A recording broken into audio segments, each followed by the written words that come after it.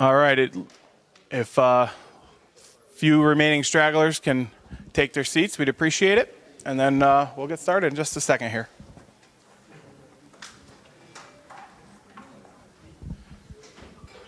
We do have cookies and some water in the back there. Please help yourself at any time. I know it's a little hot, so appreciate all of you coming out.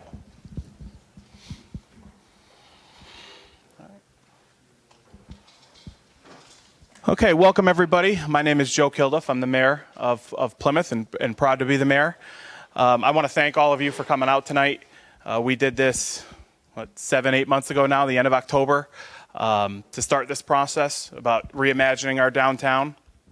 And when we started this, we really asked you what you didn't really like about our downtown, what you wanted to see changed. I want you to switch gears on that a little bit. Now we kind of want to dream. Now we want to take a positive spin on this. We know what we don't like, so now it's time to imagine what's possible, and I think that's what tonight's all about. Before we get to that presentation, though, I want to introduce a few individuals. First, I want to introduce Matt Pugliese, Deputy Commissioner of DECD. Thank you so much for coming, Matt. I want to introduce our Town Council, Ron Tisha. Remy Ferrara, Roxanne McCann, newly appointed as of maybe an hour ago, TJ Zagurski, and Joe Green. Is he still? Joe was here a little while. Anyway, Joe Green, our 5th council member. I also want to introduce our police chief, Karen Krasicki. Thank you, Karen, for coming. Public Works Director Carl Johnson is here.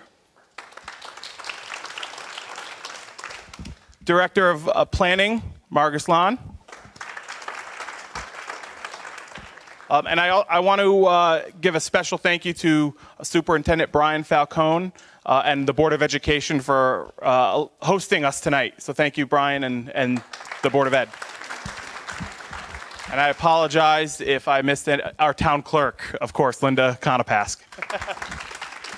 I apologize if I missed anybody else. You're always taught not to start naming names because you inevitably forget somebody. So I apologize if I did.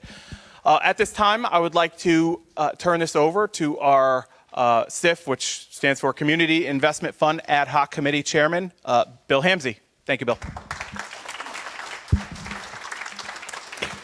Thank you, Mayor. And first of all, I really want to thank everyone for coming out tonight. I mean, with the weather we're having tonight, it would be entirely excusable if you didn't come down here for this meeting. So, I personally really appreciate the fact that you made this a priority and joined us here tonight.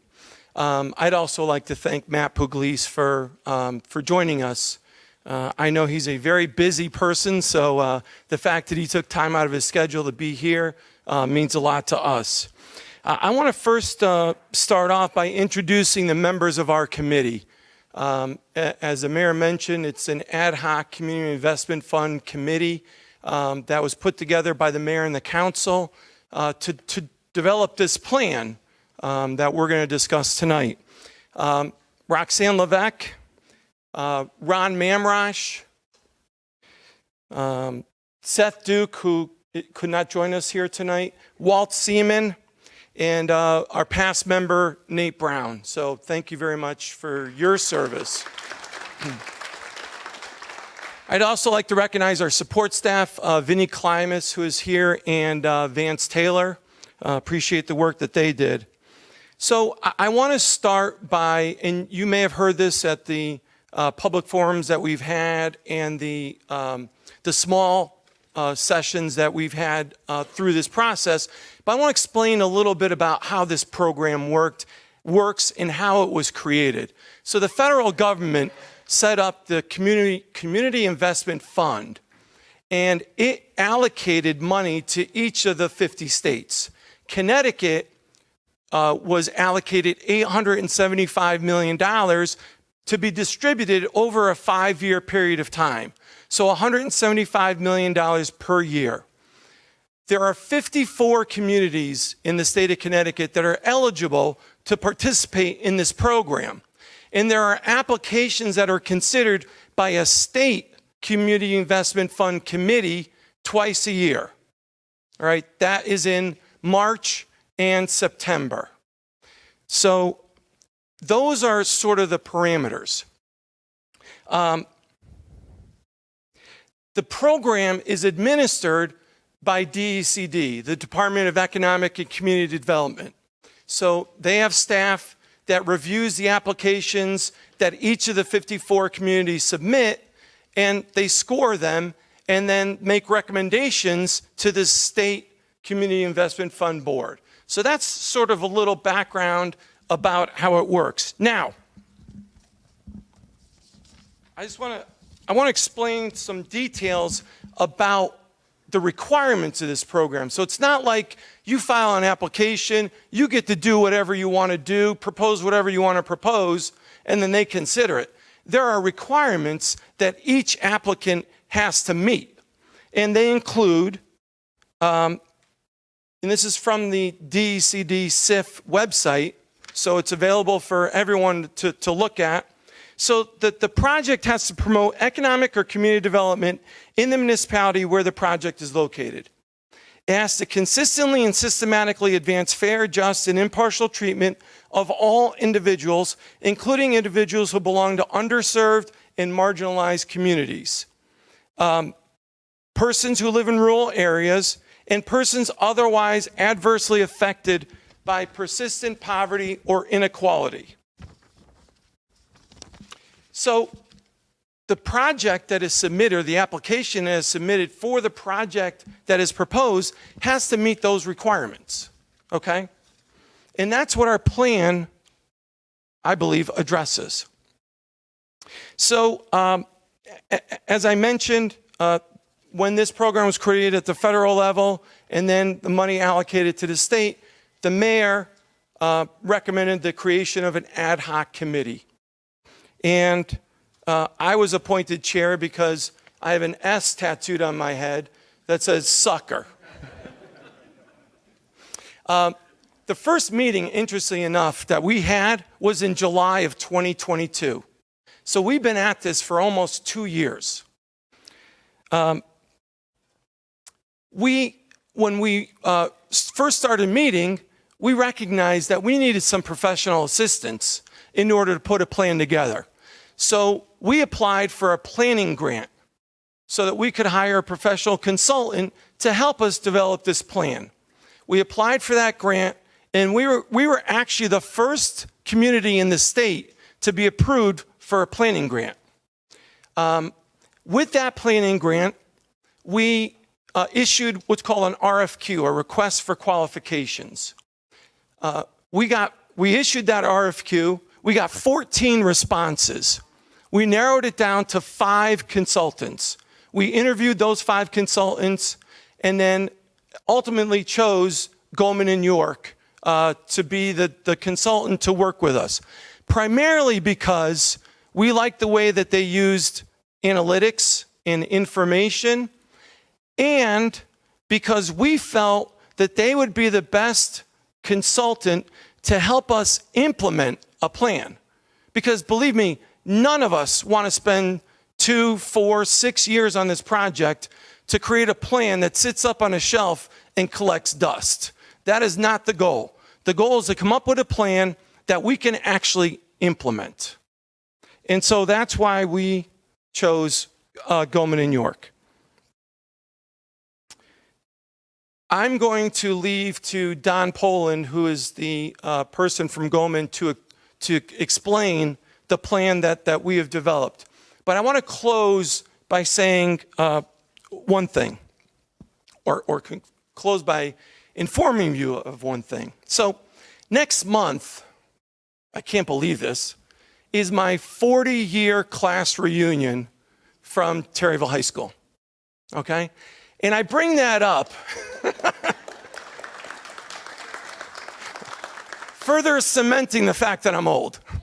I bring that up because in the years that I've lived in this community, and just like many of you have been here your whole life, there have been changes that have occurred to our community that I'm not particularly fond of, especially what's happened with our downtown, okay?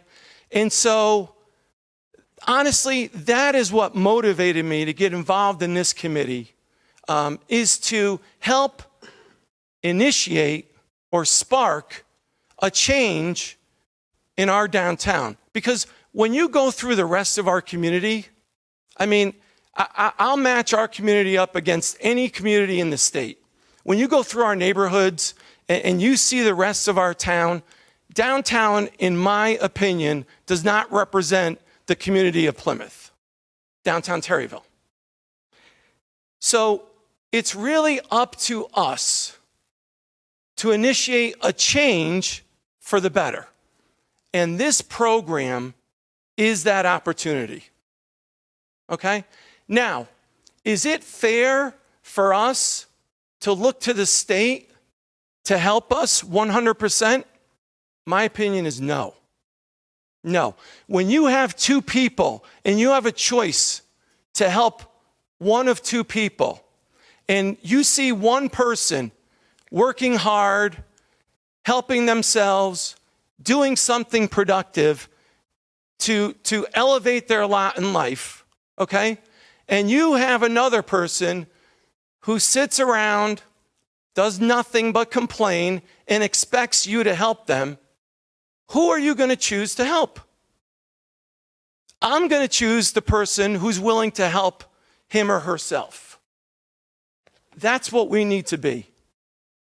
We need to be that person who's willing to help him or herself so that we can ask the state to help us. And with that, I'll turn this over to Don Poland. Thank you again very much for coming. Really appreciate it.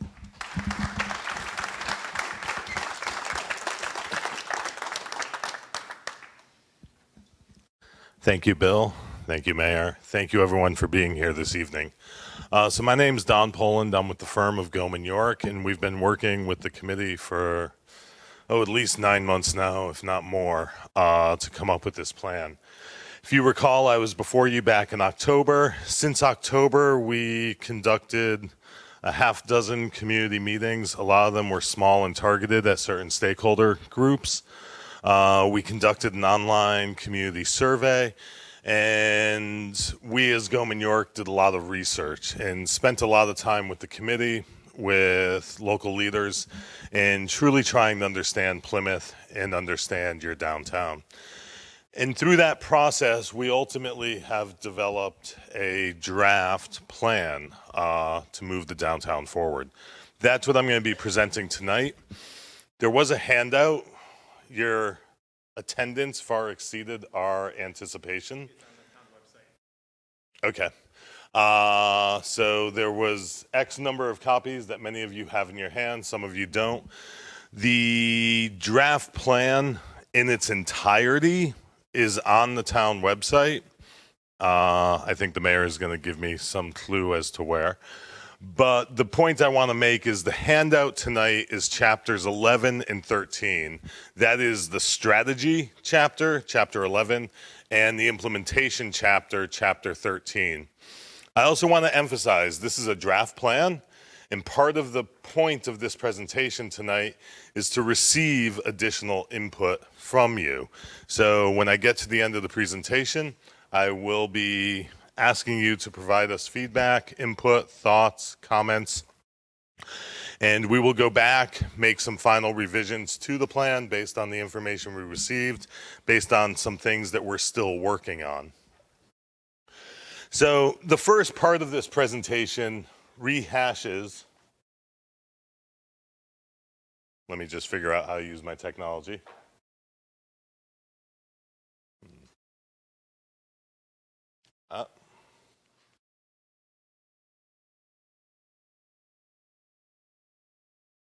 There we go. Well, we got back to where we started. Yeah.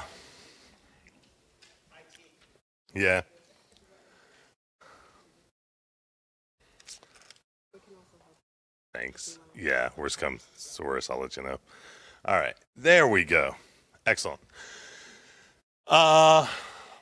Some of these slides, I know the text is small, the room is large, some of you are far back. Don't worry, I will speak to what's most important. But the early part of this just kind of provides an overview of the process that we went through and some of the objectives. So this slide says this project aims to create a result-driven strategic plan that will guide Plymouth through the process of repositioning downtown to compete for investment. And in doing so, it will create a sense of community. It will engage the town and area stakeholders. It will also identify opportunities for growth and development, developing actionable strategies that support purposeful steps to actively support the current business and attract future opportunities, and create a plan that can adapt to change and react to opportunities. Sure. Sorry to interrupt. For those of you who would like an electronic copy, if you go to the town website under visitors and you click Shaping Our Community, you'll be able to see the draft downtown transformational plan, the link right there. You can pull it up. Sorry about that. No problem at all. Thank you, Mayor. So that's essentially what we believe we have done. Our analysis went through a deep process of trying to understand what was going on in the downtown, thoroughly engaged the process of working through a unique community needs and wants, and to also determine how to best reposition Plymouth's downtown to compete for our investment. I want to pause here and just kind of say, whether it be Plymouth's downtown, whether it be Detroit, whether it be any other city or place that has struggled, decline never happened overnight. It's a long, slow, gradual process. Usually starts long before communities even realize they're in decline. Many client communities will tell me it started when the mill closed, or it started when the hurricane hit. And then we look at the data and it started 20 years before that. The fact is your downtown slowly declined. It's nothing that you actually did. The world changed, economies changed, manufacturing changed. And your downtown struggled to continue to compete. That being said, your downtown didn't collapse. It's still there. It's still relatively functional. It has some good bones to it.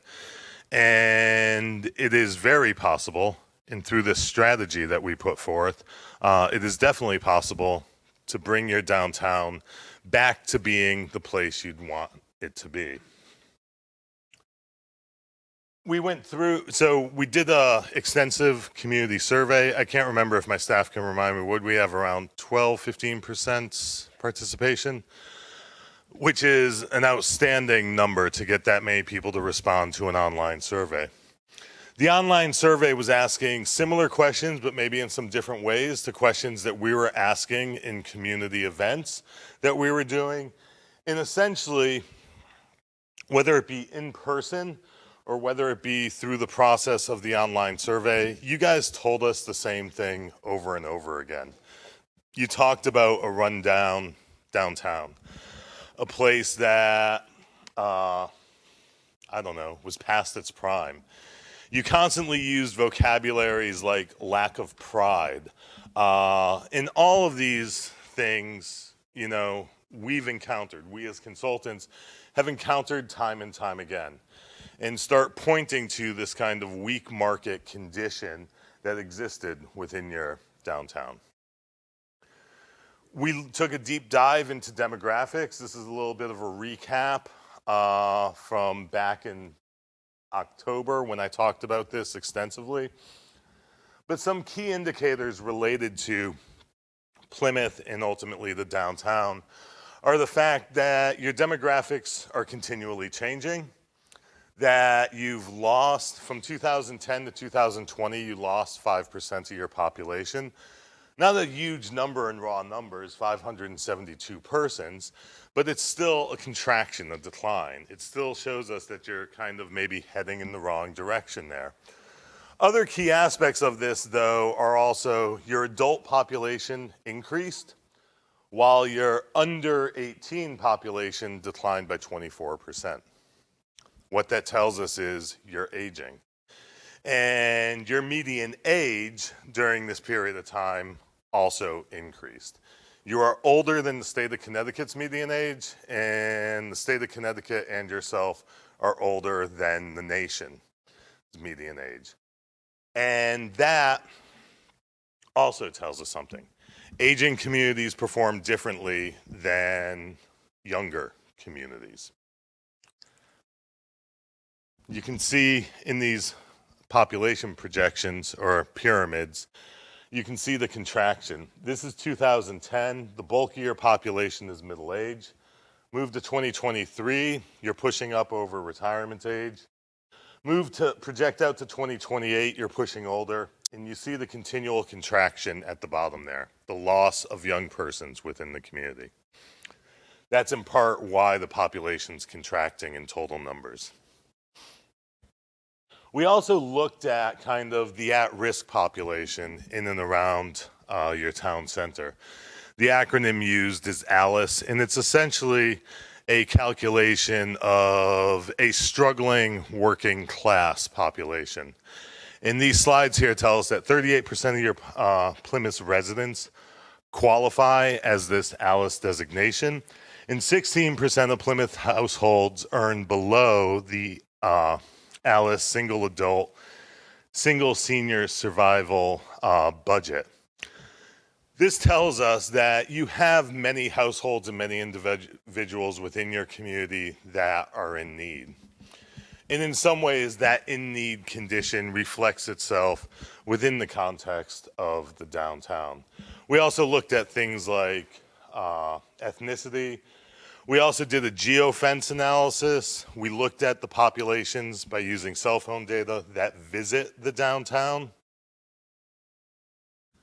And our primary conclusions, Plymouth is challenged with distressed social, economic, and physical conditions. When I say Plymouth there, it's the downtown. As Bill made clear, you guys have some beautiful, strong, wealthy, vibrant communities throughout Plymouth, but this core area is the area that struggles the most. So the conclusions, you have an aging population, modest income, some poverty, underemployment, deferred maintenance of properties, deteriorating physical conditions, in some instances blight, and marginal and modest demand, and a distressed downtown with the proximate areas having similar conditions. That's the key kind of general framework of the overall analysis in that area of existing conditions. We also took a look at housing and school enrollments. The key thing here is, one, if you're losing young persons, that affects your school enrollments. And you've lost almost as many, as far as percentiles go, as many enrollments in your school district as you have in young persons in the community overall. The fact is, I lost my numbers here.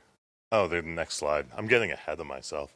So here in the case of, as I said, you've aged. Since 2010, your median age was 41.8. You've gone to 45.3. So you've gotten older in just a short period of time. 31% of your housing units are single person occupied. And when we look at renter occupied housing, 56% of units are single person occupied. 76% of your housing stock is owner occupied, and 76.8% is single family detached. 64% of the housing stock has 3 or more bedrooms.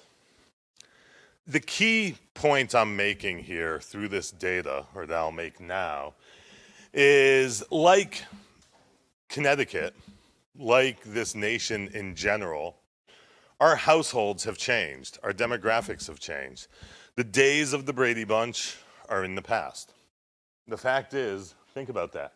31% of your housing units are occupied by single persons. And when they're renter units, 56% are single person.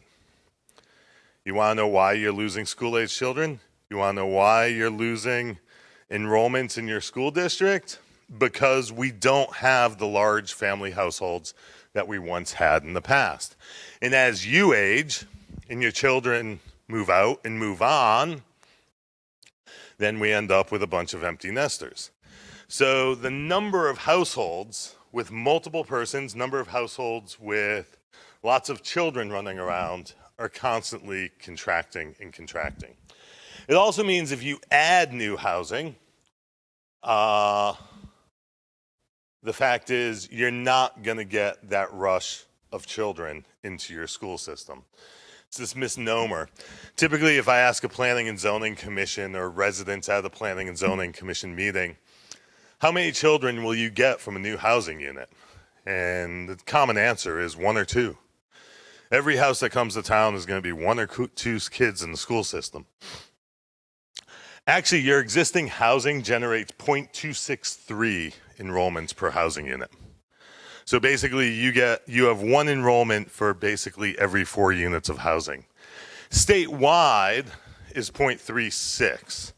So 1/3 of housing units produce school-aged children statewide as compared to your community. The fact is, neither one of those numbers is anywhere near 1 to 2 enrollments per housing unit. Your school district lost 33.2% of its enrollments from 2007 to 2023. That's a total of 634 enrollments.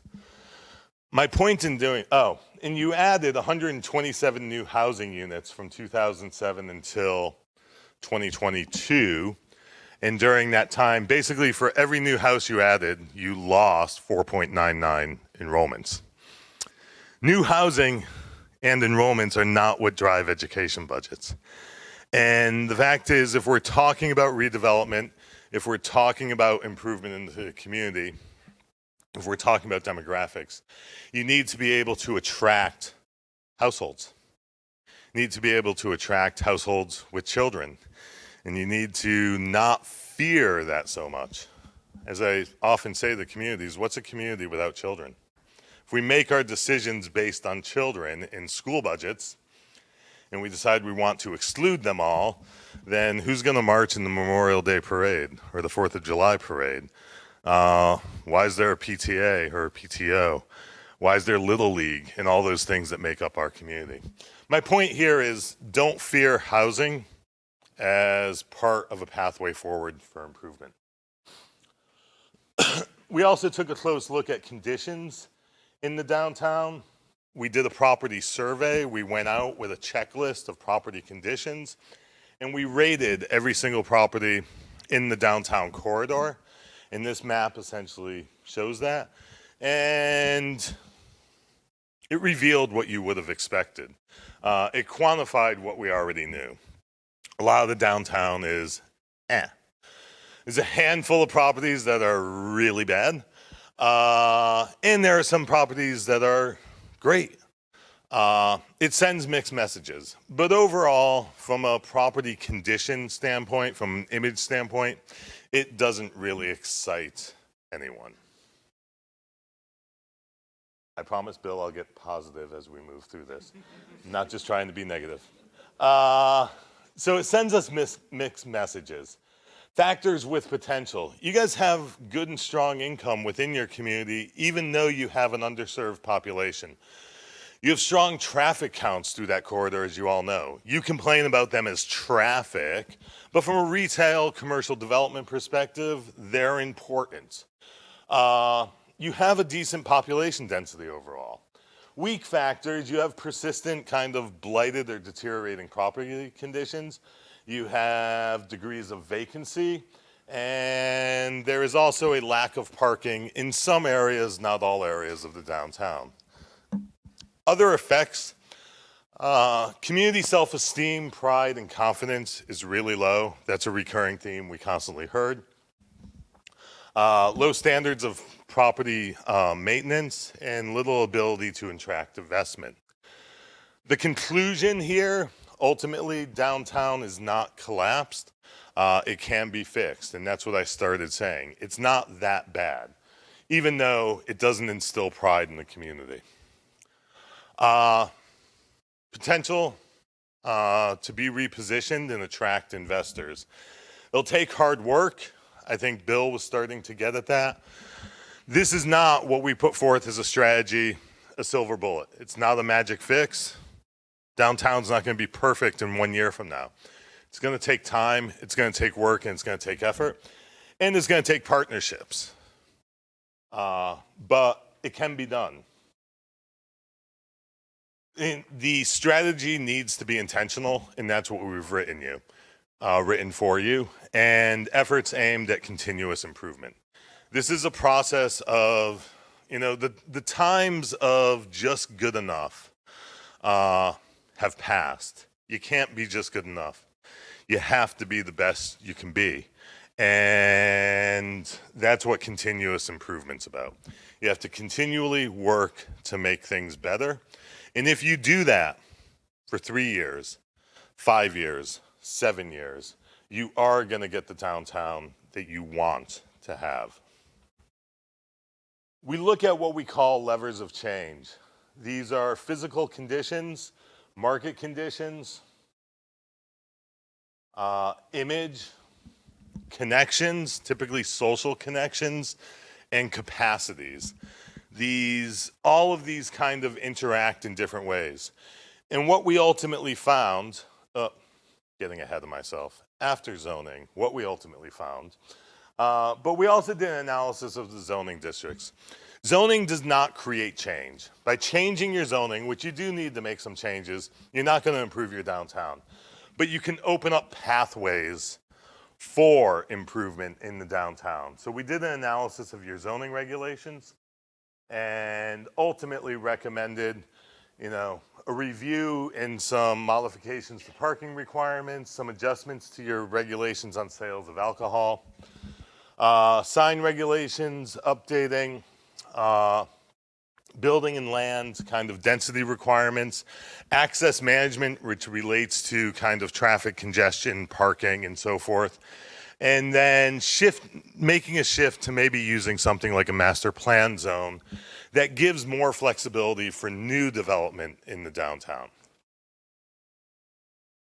But this is now chapter 11, which is in that handout and is the strategy chapter with some of chapter 13 filtered into it. This is the strategy. This is what we are putting forward to the community. So the primary findings of those levers of change is ultimately that your problems to solve in your downtown are physical conditions, market, and image. You have a lot of deferred maintenance, and we need to figure out a way, and we propose ways to do that, to actually improve the level and standards of property maintenance. You also have what I would call a weak market condition. Due to those physical conditions, due to other factors, there's not a ton of demand being realized within your downtown.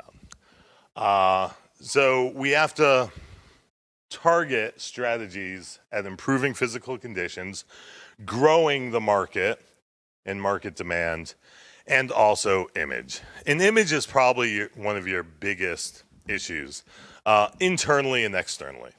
One is you continually told us you're not proud of your downtown. You continually told us the physical conditions were poor. And it gets back to me kind of saying that the downtown is just kind of, doesn't really inspire. By improving physical conditions, we can start to improve image. But we can also be proactive and do specific things aimed at image to start improving and elevating the image. So, essentially, broad brush, the strategies for improvement for downtown. Target investment we do this funny thing in government. If a city's having a crime issue, they have no one ever complains about targeting police resources into a neighborhood to suppress the crime issues, right? Throw as many cruisers at that neighborhood as possible and get rid of the crime. The second you start talking about downtown redevelopment or you start talking about housing and you say you need to target resources, then everyone goes, whoa, whoa, whoa, wait, we've got to spread the money out to everyone. And it's like, no, you need to target your resources. You need to make tough decisions on where you're going to invest your time, effort, and money. Because your downtown needs extra attention. It needs more time, effort, and money. Improve the aesthetics of downtown. It's a very vague statement, but everything's aesthetic. Painting buildings, picking up litter, replacing sidewalks, shoveling the snow, planting flowers. All of those things affect the aesthetics. Flying banners, flying flags. We need to work at improving the aesthetics. Improve the standards of property maintenance in the downtown. We all know the standards of property maintenance are relatively low. We need to elevate that. We need to step up our game and make properties shine. Remediate conditions of blight. There are some really difficult properties that some of us are well aware of, and we need to target those properties and try and get improvement as best as possible. We also have to be realistic. Addressing blighted properties and challenging properties, non-compliant properties, is difficult. It's not easy. So while we heard your frustration, your government also shares your frustration. They work hard at it, but it's still always a challenge. Remove barriers to investment. This is some of the zoning stuff. Flex a little bit. Allow a little bit more. Don't be the barrier to someone wanting to do something. This community in Connecticut, they kept on having turnover in storefronts in their town center. And the parking requirements from zoning were higher, required more spaces for restaurants than they did retail stores. And there was retail stores that were closing. And people kept on coming in saying, I wanted to open a restaurant. And zoning staffs kept on saying, you can't. You can't meet the parking requirements. After many years of this, at some point, staff finally said to themselves, why do we keep on saying no? And they went to their zoning commission and they changed the regulations. And in the first 6 months, 5 new restaurants opened. That's the idea of removing barriers, figuring out ways to let things happen. It's not about saying yes. It's not about saying no. It's about saying, how can we make this work? Encourage and allow greater density and diversity in uses. Greater density of development, and that's kind of me coming back to that residential comments I made. For some of these properties, to reposition them, to create value in them, it's going to take density, and it's going to take, at least in part, residential development. So don't fear it. Provide incentives to overcome the high cost of redevelopment and infill development. Even in stronger market communities in Connecticut, it is not uncommon for government to be a partner, for government to provide things like tax abatements, or other fiscal mechanisms to assist developments along. It's not giving away the store if it's done right, and it can really be a powerful tool in attracting new investment. Create downtown brand and image, and we'll get to that. But creating an image, creating a brand, defining who you are, and promoting who you are can be extremely important and powerful. Focus on the aesthetics and the design of redevelopment. Make sure you get the quality of development you want. If you're going to give incentives, if you're going to partner and provide things like tax abatements, then push hard on the quality, on the design, on the aesthetic. And create informal governance structures. These are things like, they can be as simple as a gardening committee. a gardening club that adopts the downtown as a place to actually do some gardening, plant some flowers, maintain them. It can also be informal organizations like a merchants association or a property owners association, or those can be formal organizations that actually have formal structures and legal structures and so forth. But all of those things, all of those formal and informal governance structures add to the capacity of the downtown to actually achieve the things you want. So this is kind of a one-page summary. We identify what is the core of downtown. We studied a much larger downtown. We're not ignoring what's outside of this area, but we're saying this is where you need to target your energy. It starts at the water wheel at the west end, and on the east end, it starts at the river around Maple Street. And actually, it's kind of interesting. The river loops through here, and the river is at the water wheel, and the river is also at the other gateway area. We didn't plan that. It just happened to work out that way. We identified 23 items within this area. Some of them are simple things, like planting flowers, like creating a brand.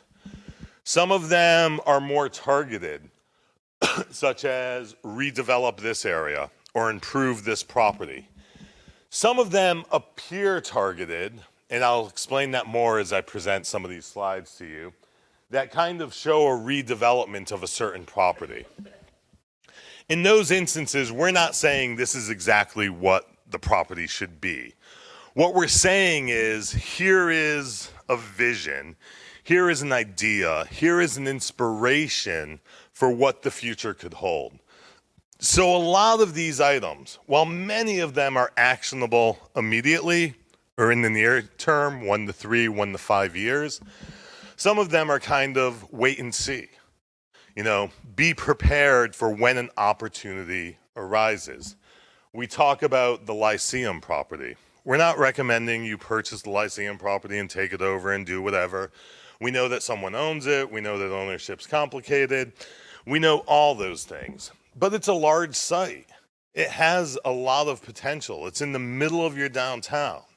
If in the future an opportunity arises, be prepared to act on it. Or if you really want to see something happen there, then start a dialogue with the owners. Start talking to them about what their future plans are, what are the opportunities, and so forth and so on. So I'm going to go through some of these, which are the keys. One is, we talked about, we need to improve image, we need to improve physical conditions, and therefore we need to start identifying what is the downtown. And a simple, easy way to do that is to create gateways so that you know when you're entering it, that it's not just this pass-through space of Route 6 where everyone's trying to get to Route 8 or get into Bristol or what have you. That when you come across this location, something's changed, that you notice it, you recognize it. So we propose 2 gateways. The first one is at the water wheel. The water wheel in some ways functions as a gateway right now. It has historical significance. You guys connect to it. And even outsiders may have some relationship to it. And it's a nice property. I can't say anything bad about it. But at the end of the day, if you want to improve, then you need to step up your game. So one of the projects we put forth is actually a beautification, landscaping, enhancement to the water wheel site to make it a true gateway, to do some improvements like fencing, to have more of a park area, a space that engages you, a place that you want to go and actually be in a place that you say wow to when you pass it, and that you kind of know you are now entering Plymouth and the downtown. We also look at some other sites. This is the library site. This is the library here. The town acquired and owns a blighted building next door to it. I believe it's a White House, if I recall. And in that blight remediation, we recommend immediately, as soon as possible, demolish it, get rid of the house. You know, you are the owner, the town is the owner that's contributing to this negative condition. Yes, ma'am.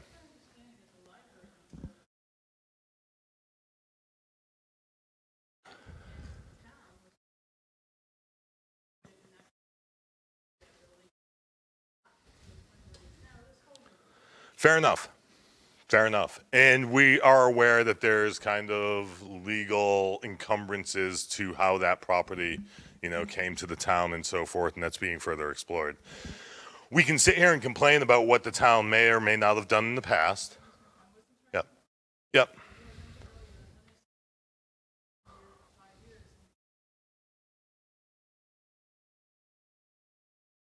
It's actually not for another parking lot. One, it's a parklet and enhancement. So it's a small public space area.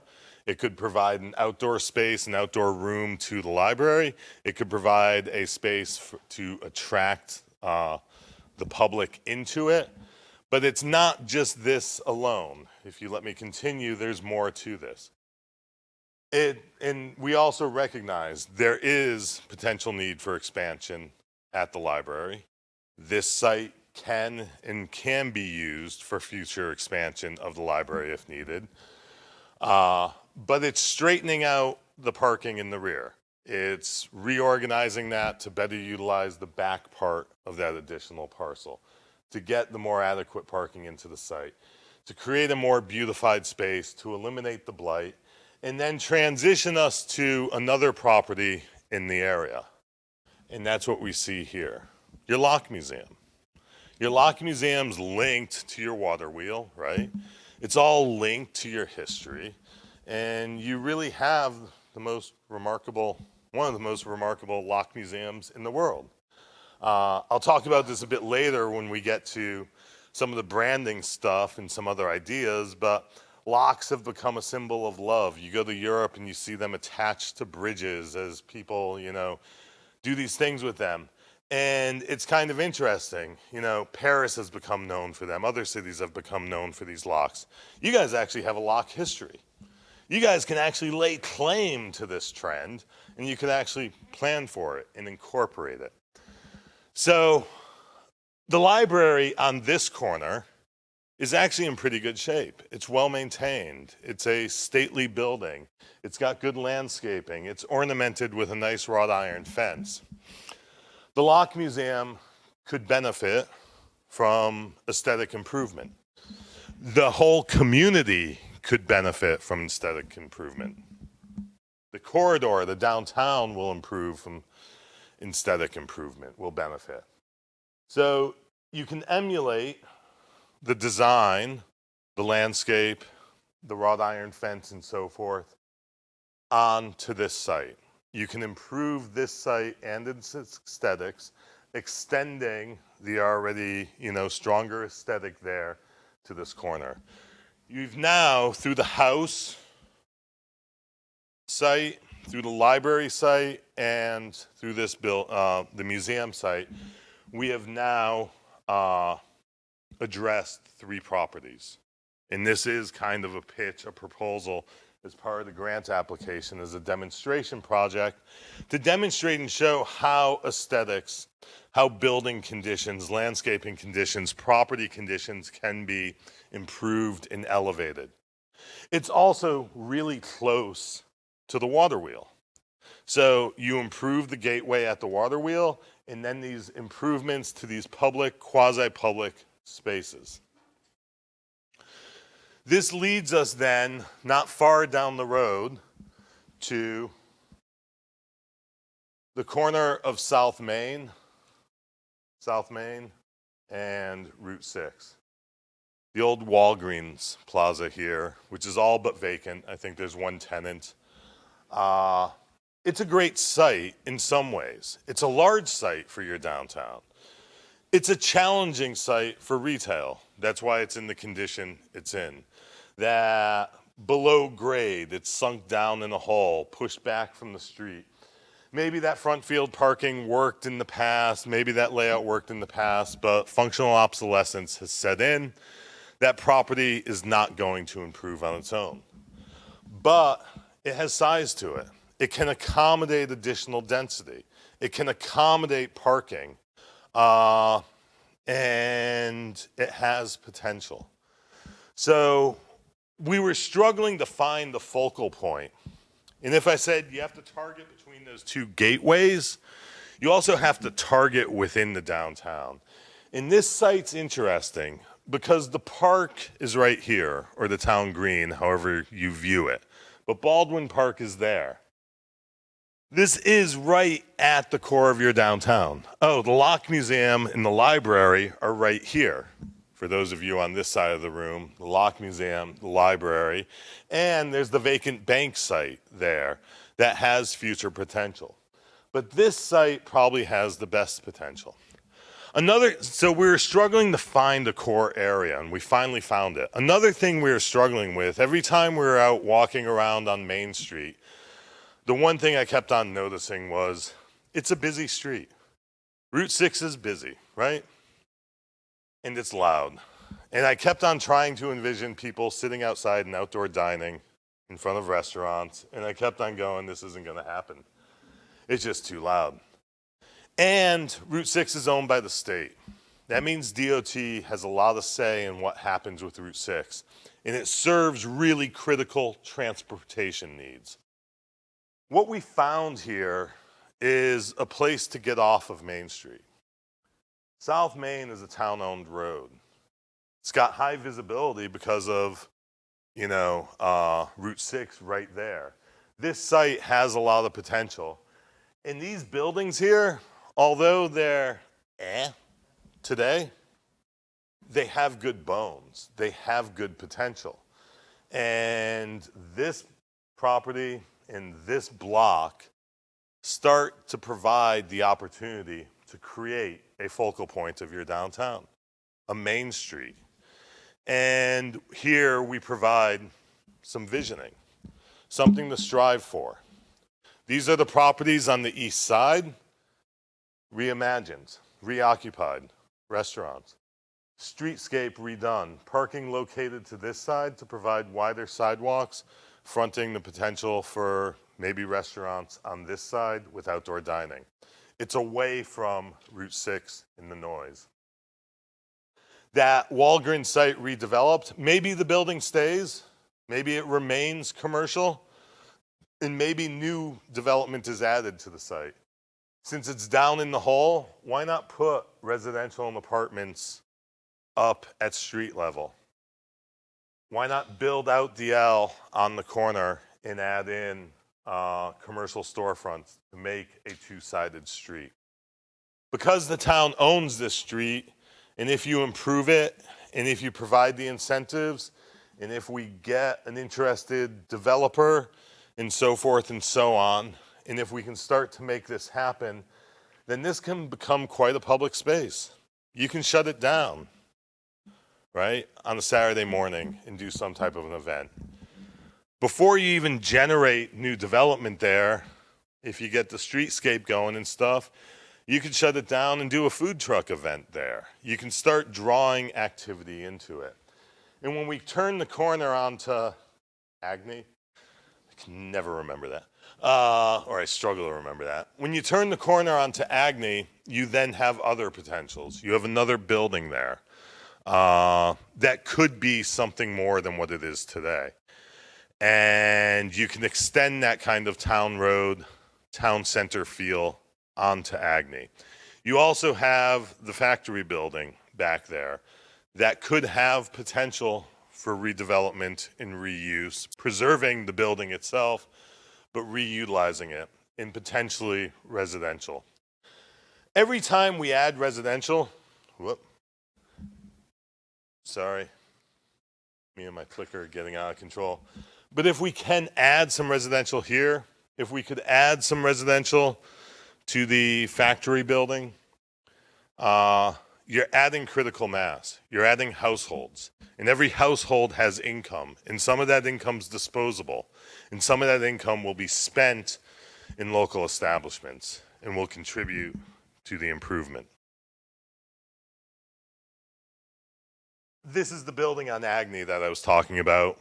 This building, I believe, is addressed as 13 Agni. I believe it's a self-storage facility. Once again, another vision. We're not saying this is what this has to be, but what it could be if you want it to be. That building could be redeveloped, let's say, into what we call a live workspace.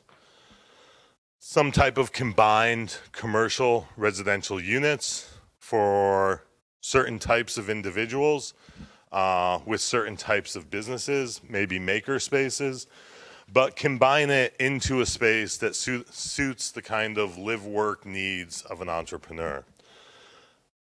A two-story, it could be created into 2 stories, or at least what looks like a 2-story facade, higher stories, more floors within, split level between maybe commercial activity in a single unit with residential activity within that same unit. Yes, sir.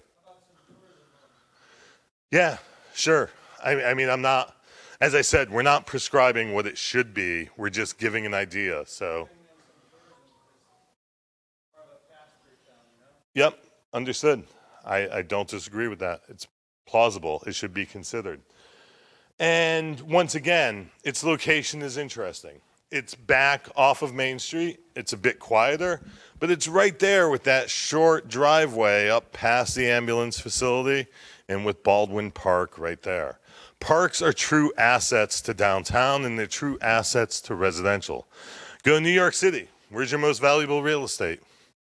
Surrounding, I was going to say Bushnell Park, surrounding Central Park and their amenities. So you can start linking these things together. We're now down at the other end. I haven't skipped over everything, but we're at the other end in that vacant lot that represents the Gateway location.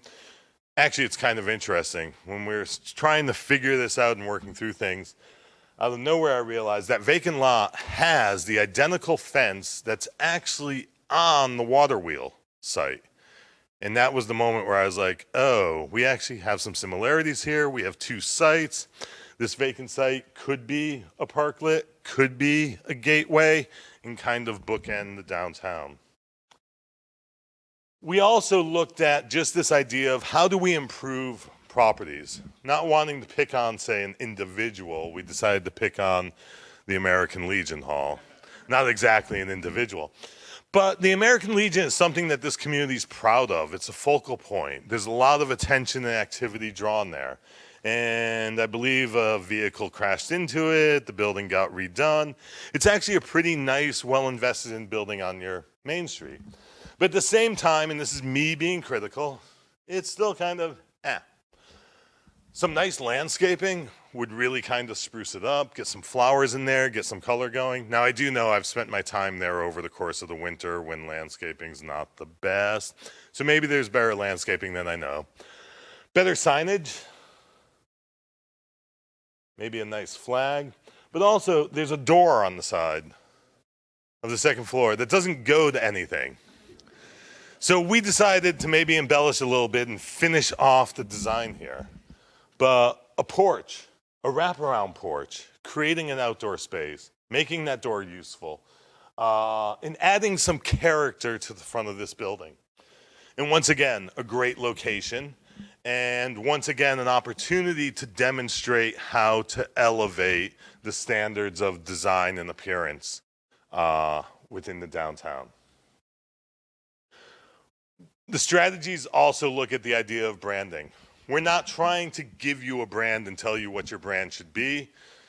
We are a little heavy-handed, though, in kind of some of our thoughts. The fact is, that Locke Museum, that history, the Eli Terry stuff, this is great stuff. We're calling the Transformational Plan Unlocking Plymouth's Potential. That's not a coincidence. I use phrases in the plan like key things to do. That's very intentional on my part. You've got something here to work with. You have a brand that can be incorporated, and it can be incorporated in so many different ways. Yes, I'm sure some of you have heard of the controversies of the locks on bridges in Europe. There's a lot of problems with them. People throw the keys into the river, thousands of keys in the river below, not a good thing environmentally. The added weight on the bridges. In Paris, they started replacing the panels. So like every other day, they'd come through and put a new panel in and take the locks away to some storage facility. And that became overwhelming. So then they banned it. Then they provided places for locks, and then locks started showing up every place else and all this stuff. We think there's a way to manage it, though, that you could actually design into some type of public space the image of a lock, the image of a key, and maybe provide a space where people could do their own locks in a way that's more environmentally friendly and safe and so forth and so on. I love that key in that park. Signage. You guys have a lot of decent signs on your main street. Let me just go back here. The Eagle's Nest. The Eagle's Nest sign, I can't complain about. It's like the perfect sign. It says what the business is, it says what type of services they provide, and it even tells you that there's parking around back. That is great. But it's also just kind of, it doesn't really excite you. So we talk about things like even like signage. If we could step up kind of the game of the image of signs, get more creative, get more modern, get a little more flashy. And we just played around with a couple ideas here, playing off of the eagle and so forth. So, additional improvements. As I said, there's 23 items there. I just went through a handful of them, kind of some of the key things where we think the community should focus attention now. But some of them are long term. Some of them are waiting for the opportunity to arrive or kind of nudging the opportunity into existence. That's the whole reaching out to the property owner and start talking. There's already been some of that. The town has reached out to some owners and started these conversations. You know, like I said, the Lyceum is a really interesting site. It could be mixed use. It could be multifamily. It has the ability to accommodate density and to accommodate parking. That's not saying, you know, that has to occur tomorrow. But maybe if you have success with the Walgreens, maybe if you get the gateways done and you have success with the Walgreens site and you improve the Lock Museum and you make that door functional on the second floor of the Legion, maybe down the road a little ways, then the ownership of the Lyceum starts talking about they're thinking about something different someplace else. And you engage in that conversation about how that property could further contribute to the downtown overall. So the implementation section really provides a narrative as kind of a step-by-step how to actually go about this implementation. The last thing I want to say before I get to this slide is just don't devalue the little things. I talk a lot about the importance of flowers and aesthetics. Flowers go a long way. Flowers, while they're not cheap, they're relatively inexpensive compared to other improvements, streetscapes and so forth. And planting flowers instantly adds color. It adds life. It also takes effort to maintain flowers. So we know there's a cost in maintaining them, but at the same time, it shows that you care. For flowers to do well, they have to be cared for. And it sets and establishes an image of the community as caring, as nurturing. We put up here, because right now we're working on, and I'm not sure Bill got to the full details, but we have a deadline with the state for the CIF grant application for this round, which I believe is the 15th of June to the 21st. I was away on vacation till about 24 hours ago, so I didn't realize it moved. So on the 21st, an application's due. Working with Goldman York is a grant writing firm who's also working with the committee, and a budget is being put together For many of these items that I've discussed tonight, infrastructure improvements, some capacity through kind of human resources, beautification improvements, and so forth. And I believe it continues on to the next slide with marketing and wayfinding, property acquisition, legal planning, and regulatory stuff. The committee, the consultants, we're all working to get this application together, to get this budget together with viable numbers, and to hopefully create a partnership with the state and be able to start implementation. While my narrative was long tonight, my narrative is much more lengthy in the plan. You will probably end up hating me by the time you finish reading it. But the narrative's important. It explains the why, the how, and it also explains what to do. And we truly believe if you think big, if you have aspirations, if you want to create pride in your community, if you want to feel confident again about downtown, if you follow this kind of general recipe, and remember, recipes aren't exact, you get to embellish them. So we're not prescribing this has to be that, but we're giving ideas of what we think is plausible. If you follow the recipe, we are confident you can have success. So with that, I will shut up. I put my comma down on the bottom line rather than the top. With that, I will shut up, and I'd love to take any questions, comments, insights, recommendations from you. Yes? You talk about remediating the conditions of life. Yep. In order to improve life conditions, you need a zoning enforcement officer. At this time, our zoning enforcement officer is restricted to 20 hours a week. So he can't address the issues on Main Street Yep. because of his restrictions. Yep. So it's time to step up and give him more hours so we can at least get Yep. Main Street fixed from broken windows. Yep. And that's in the budget.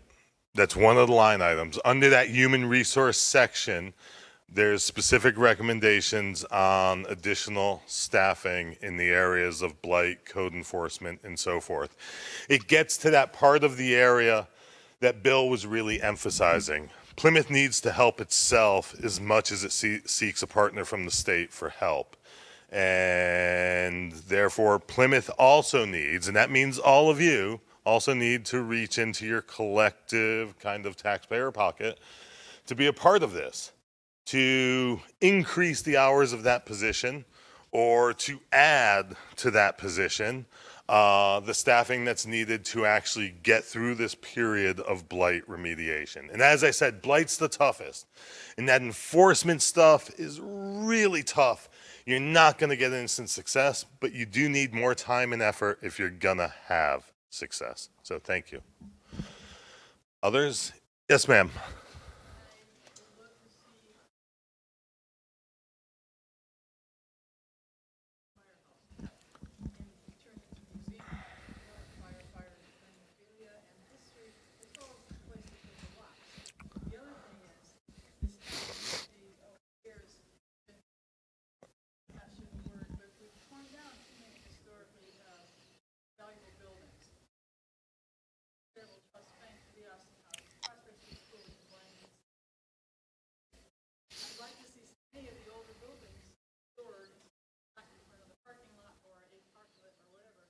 Yep.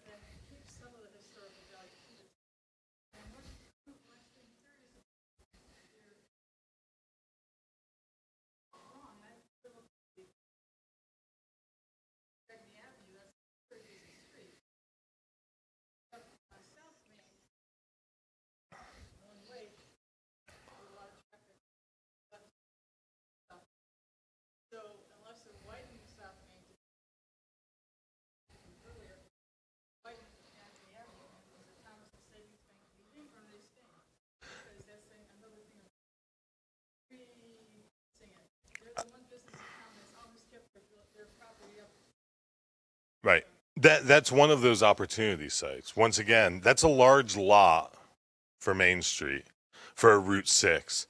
I truly believe that property is underutilized as the bank. Knowing the banking industry today, I'm pretty confident that the interior space of that bank is underutilized. We are not saying the bank is moving or should move. What we're saying is if an opportunity arises, or if there was a mutually agreeable circumstance with the bank, that is a future site with potential, that it should be paid attention to. It's not a recommendation for it to shut down the bank and redevelop it, but if the opportunity arises, that site should be considered.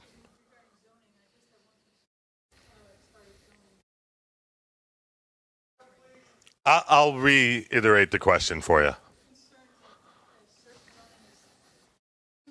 Wide open. I personally would not like to see a string of fast food restaurants, that kind of family-run businesses that I'd like to try, eat with a Burger King or pizza, whatever is the. Yeah. So the question slash comment was about concerns over not wanting to open up zoning to everything or anything, and especially the concern of things like fast foods, restaurants. We are not recommending that. The recommendations in the zoning are really about removing barriers. That thing that I kind of spoke of. If people keep on asking you that they want to open a restaurant but can't because they can't meet the parking requirement, then figure out a way to make that work. For the redevelopment sites, figure out a way to allow, if the Walgreens site was to be redeveloped, figure out a way to allow commercial and residential to exist on that site. But in no way are we recommending drive-throughs or fast foods or that stuff.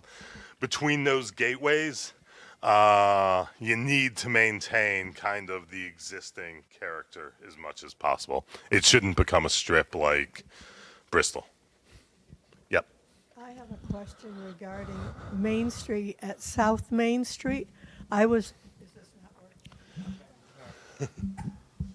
It says it's on. Oh, all right.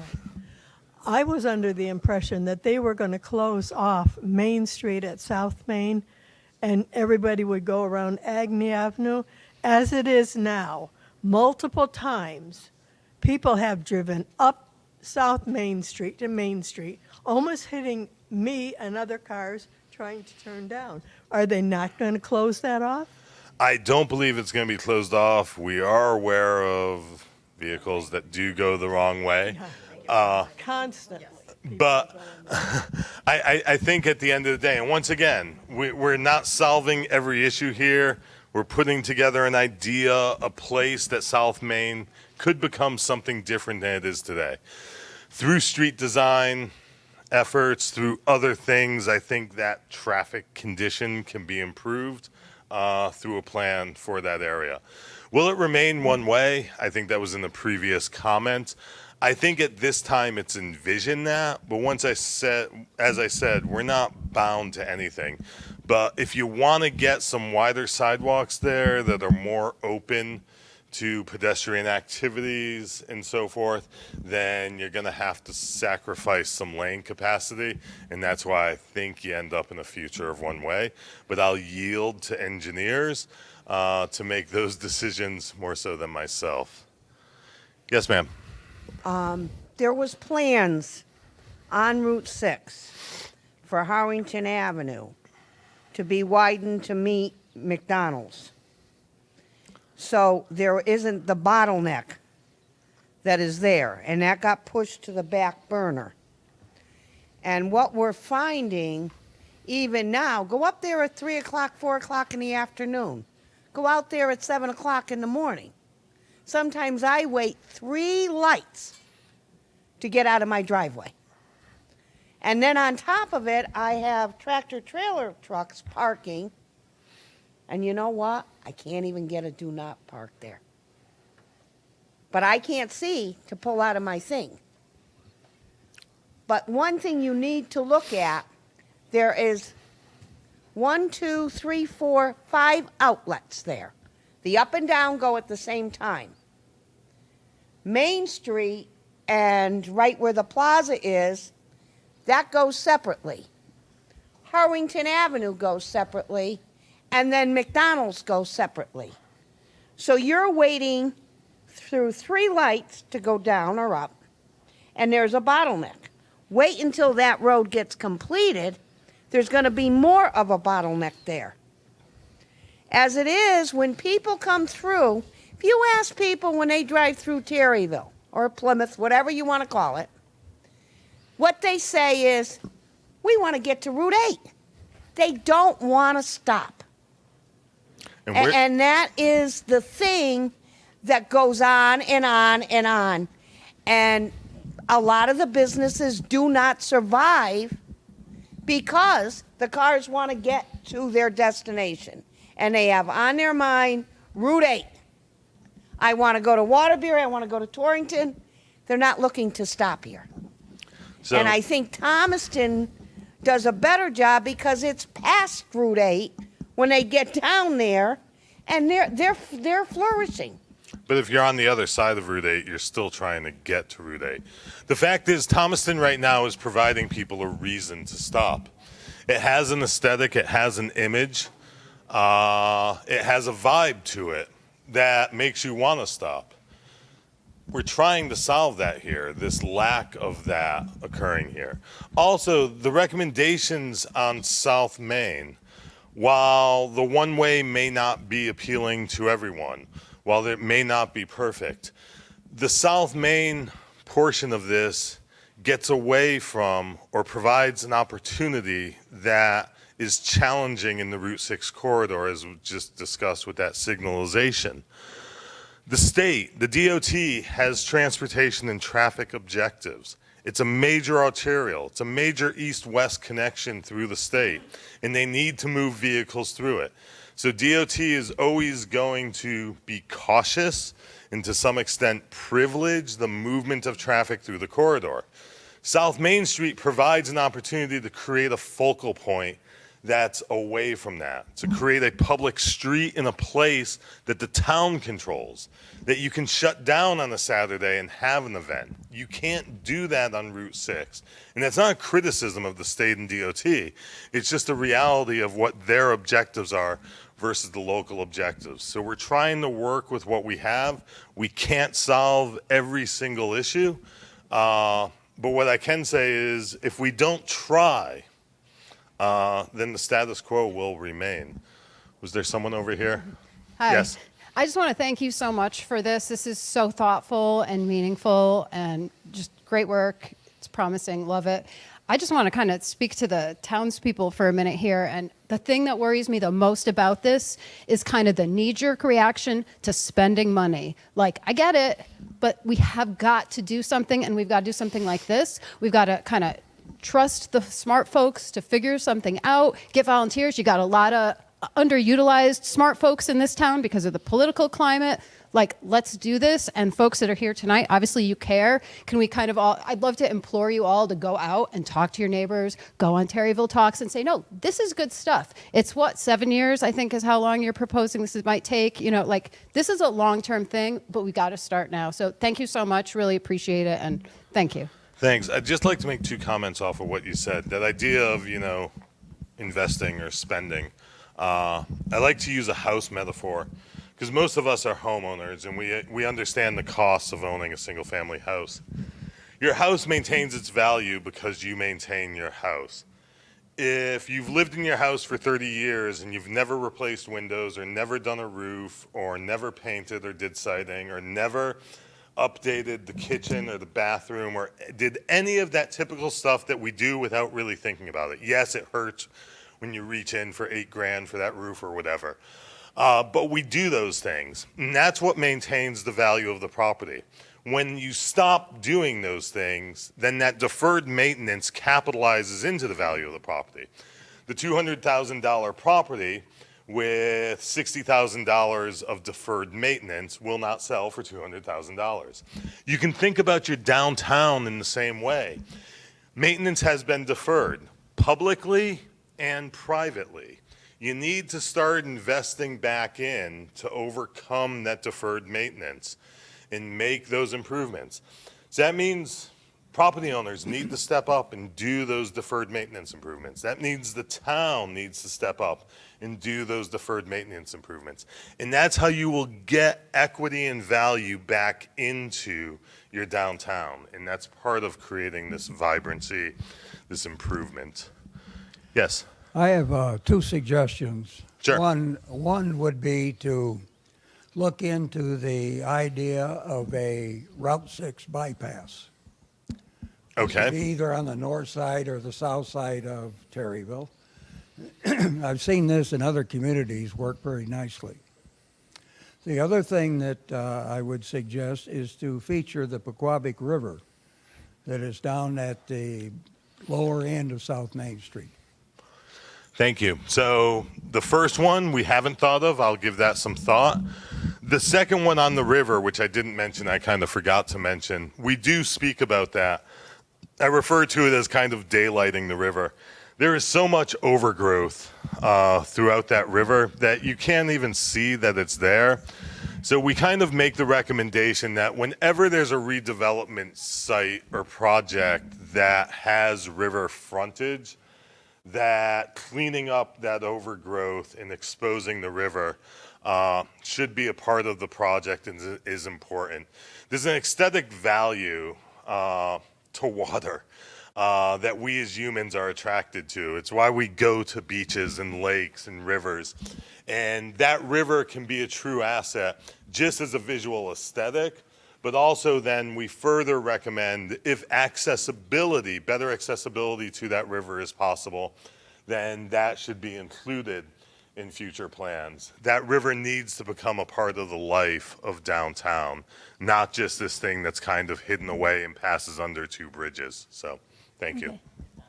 Yes. So I'm a 45-year-old single mother with a son in the school district. There's no talented and gifted program. There's also no football team. Those are things to consider. I see a lot of young boys, especially riding their bicycle with fishing poles, and I really love that about Plymouth. We have to remember there's a lot of lakes in this community, so I don't want to see Plymouth become like this whole thing, like trendy, like the other small towns in Connecticut, like Oxford, other places that have like breweries and whatnot. I think we really need to highlight the rural sort of atmosphere and identity of Plymouth and have things like places where they can go get fishing poles or something for the fishing rods, like something like that, outdoorsy kind of thing. Also, the police really give me a hard time here in this town, and so does the school district. We're getting ready to up and move into Plymouth, and DCF does too, for no real good reason. I mean, I'm an American citizen. I speak English, but I am a minority. I'm like y'all's dream about having people here. I have a good job. Y'all, like the authorities here, just are so concerned about running me out with my son. So it is like the climate and the social climate of that. Things like chess club, I think, are really good. Something like that. Maybe even like a drive-in movie theater somewhere. I think that'd be good, or farmers market, so that the people who do have rural communities out here can make enough money to be able to afford to keep them and pass it on to the next generations and really build that family aspect to get, even ideally, like try to get back to that, two-parent household that's married with a single, like the single family house kind of thing. I don't know. I think the factory would be good for housing. I don't know about tourism housing. About that, but I think that's good. And I did live in San Antonio and went to college there. So yeah, definitely like the river walk kind of thing, or like the bringing things into the river. I think that's what we really need to highlight about Plymouth, because it makes it different than just being like a suburb of Bristol. And even just, stuff like that I think is really good. The sports, like the Little League and the basketball, because that park is always full. So places that highlight that. I think the kangaroo is a really great mascot too, and I rock my Fisher, school sort of thing. So, even just doing that individually, I think would help build the identity of Plymouth, like wearing the school logos and like the mascot and that kind of stuff. So Excellent. Thank you. I actually, on my way here, I noticed a child riding a bicycle with a big fishing pole strapped to the back of it. And I kind of chuckled as I was walking into the building. For the first time, I noticed the kangaroo this evening. So you hit on two things that caught my attention as I was coming into this meeting tonight. Thank you. Anyone else? Yes, ma'am. Oh, Hi, sorry. yes. You're next. Yes. First, I'd like to thank you for a very clear presentation. Very appreciated, easy to understand. Just a couple things I'd like to mention as well. One of the other things I think we should embrace is that you mentioned gateways quite a bit. We are also the gateway to Litchfield. That's something I think we should embrace in whatever development we do. We stand for more than just Plymouth, but the whole community outside of us. I think some of the designs that you proposed, the ones that took it off of Route 6, again, for the traffic issues, I found the most compelling. The South Main and Agni developments seem more appealing in my personal opinion.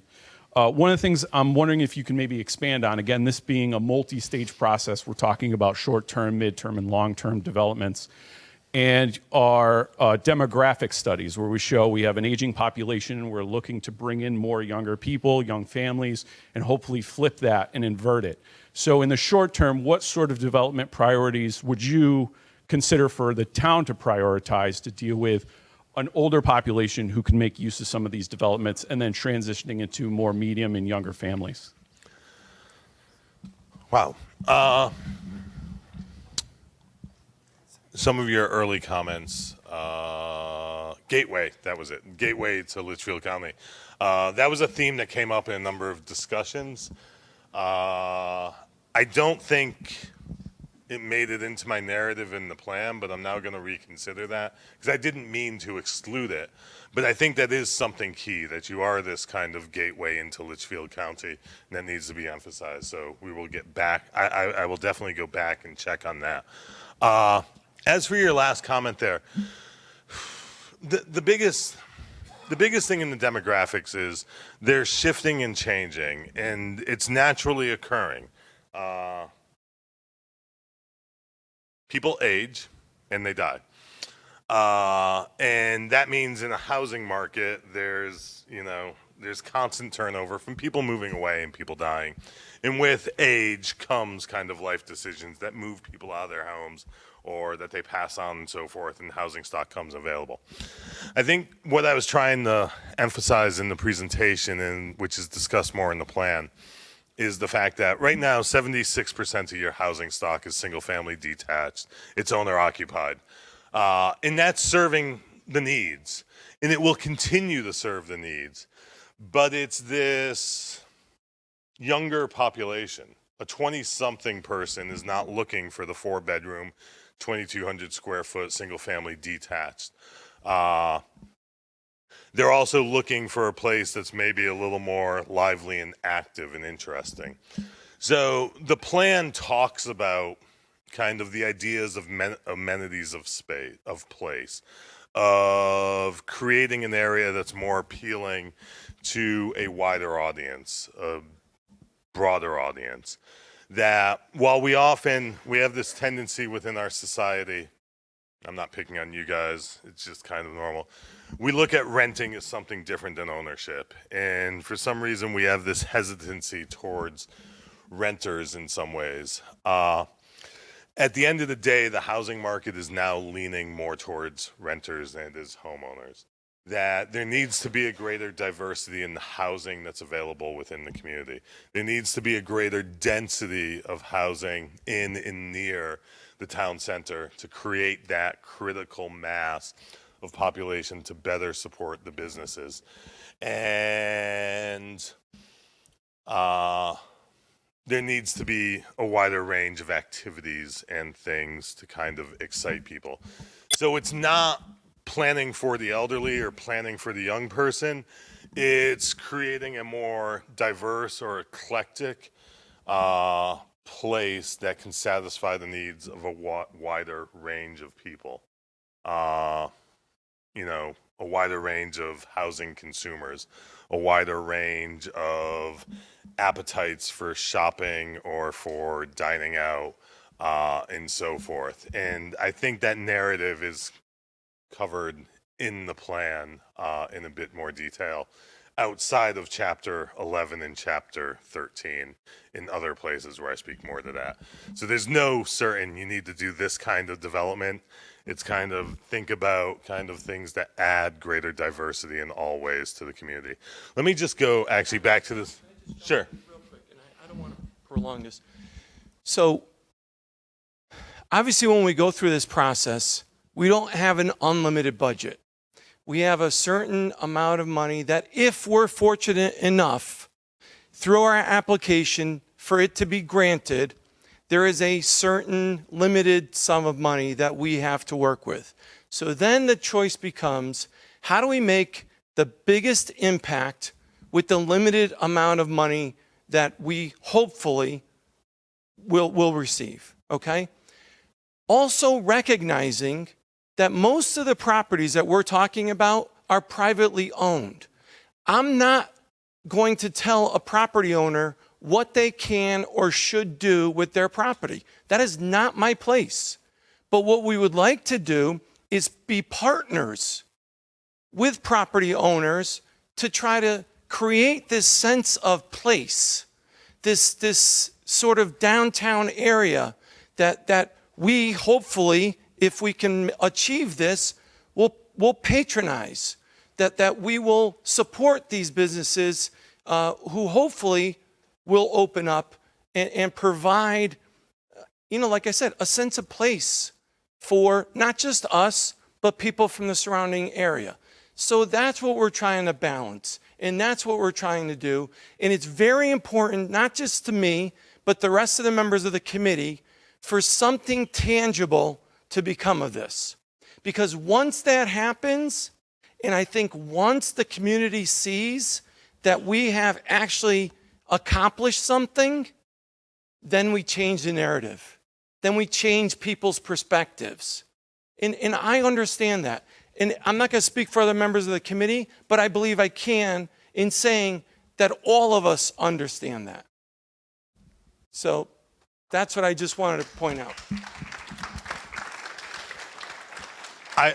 I want to get to at least 3 more questions before we wrap up. I'm going to give the mic to this woman here since I promised her. I was just going to ask about the Terryville Trust property, because obviously that's one property people are concerned about. And I don't think it's part of this plan. Is it more of the long-term plan? The bank property? The bank property next to the Locker Museum? The old bank property. Yeah, it's noted, it's identified. We don't speak to it specifically. This is my feeling. It gets back to that targeting. We think the greatest opportunity is on South Main. That's where a lot of the time and effort needs to be focused. Also, along with kind of the improvements we're recommending for the library and the Lock Museum there. That site becomes a natural next opportunity when you start having success with the South Main corridor. And in some ways, I think it's an easier site if there's other things starting adjacent to it. So it's an important site, but I chose not to spend a lot of time on it because I think it can be brought along through other improvements. Yes. Jerry Mill. I'm involved in various things on Main Street. I first want to talk about the Water Wheel Park. I've been involved with the Beautification Committee and the Historical Society, and it's getting much better. It used to be a wasteland, and it's getting much better, so it's becoming more attractive. We planted flowers, we planted trees, and what I would like, rather than a labyrinth, which is kind of a static thing, when I was in Falkirk, Scotland, they had a water wheel. A gigantic water wheel which raised the water of the level from one canal to another so that boats could go across the country. And they also had this water park for kids that showed the different ways of water power. They had an Archimedes screw, they had a water wheel, they had a turbine, and it was just a continuous flow of water, and kids could play in the water, and they could sail boats down the canal or down the turbine to see how it worked. It was all self-contained, and it was fantastic. It's easy. And I was in London, and there was a museum about the sewers and water of London. And they also had a big water wheel, but with water running, and kids could play with the water and see how it ran and operate and move things. And the water wheel is beautiful, it's great, but it's static. This would be functional, it would bring kids to the park. The other thing is, Baldwin Park, I'm on the Baldwin Park Association, and with low interest rates, it's killed nonprofits because we depended on dividends from CDs for years to pay landscapers. We don't have that money anymore. And last year we didn't even rake leaves because we just didn't have the money. And we have a big spruce tree that's dying we have to remove. It's going to be $3,000. We just don't have the money for it. A public partnership would be great. What I could conceive is perhaps a dog park. Everybody wants a dog park right in downtown Terryville. That would bring people to downtown Terryville at Baldwin Park. Maybe it's a possibility. I'd have to check with the rest of the association, but it's a possibility. The Lock Museum. I agree it could use better landscaping. The fence would be nice, but I think a higher priority, if you can get a grant for it, is heating and air conditioning. We don't have any heat or air conditioning. That's why it's closed during the winter. It's only open from May to October. If it was open year-round, then you could have the escape room year-round, people coming downtown all the time. Maybe you have a restaurant next door to the museum. But we really need HVAC more than a wrought iron fence. A fence is nice, but it requires maintenance. So if you can combine the grant to include HVAC as well as the fence, that would be great. So just so you know, the plan has detailed narrative about Baldwin Park and a recommendation for greater public-private partnership and so forth. We recognize the park is a gem. At the end of the day, I have to make sacrifices in kind of some of the recommendations. So I don't disagree with you that things like heating and air conditioning are extremely important. That being said, aesthetic value. The aesthetics of the corridor need to improve. And when I speak of aesthetics, of improved landscaping and aesthetics on the museum property, it's not just about that property. It's about the effect it has on the overall corridor. But let us think more about that. So I appreciate that. Denise, was there one more, or did I create one? Okay. Anybody else? I want to thank everyone who turned out tonight. I also want to make you aware that you can contact the mayor's office. I believe you can contact the ad hoc committee, and you can also contact us if you have further comments or remarks as we enter into this period of making further adjustments to this plan and getting prepared for the June 21st application deadline. And once again, I want to thank DECD for being here tonight and thank all of you for coming out on this very warm night. Have a wonderful evening.